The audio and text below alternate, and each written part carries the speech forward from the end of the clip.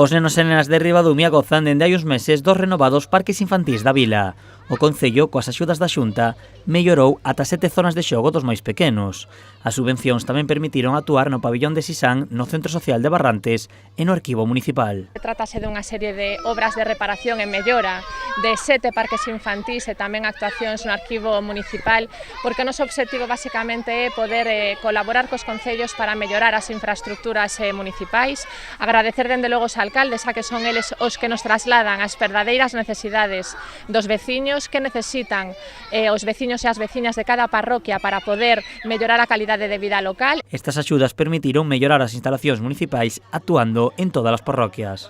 Foron en todas as parroquias, na parroquia de Sisán, no Parque Infantil de Sisán, no Parque Infantil do Couto da Riba, no Parque Infantil de Barrantes, xusto ao lado do Concello, neste Parque Infantil de Ribadumia, no Parque Infantil de Leiro e no Parque Infantil de Lois.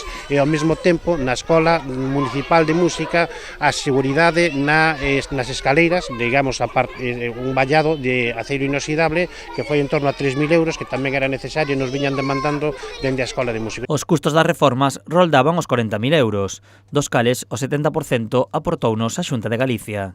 O proxecto no seu conxunto eran en torno a 39.000 euros, o 70% subvencionou a Xunta de Galicia, que foron en torno a 28.000 euros, e o Concello de Ribadumia en torno a 12.000 euros para este tipo de actuacións. Xunta e Goberno local xa traballan nos proxectos a desenvolver neste 2022. O Concello recibirá as axudas do Fondo de Compensación Ambiental e de Infraestructuras para realizar actuacións como a renovación da iluminación do campo de fútbol de Barrantes.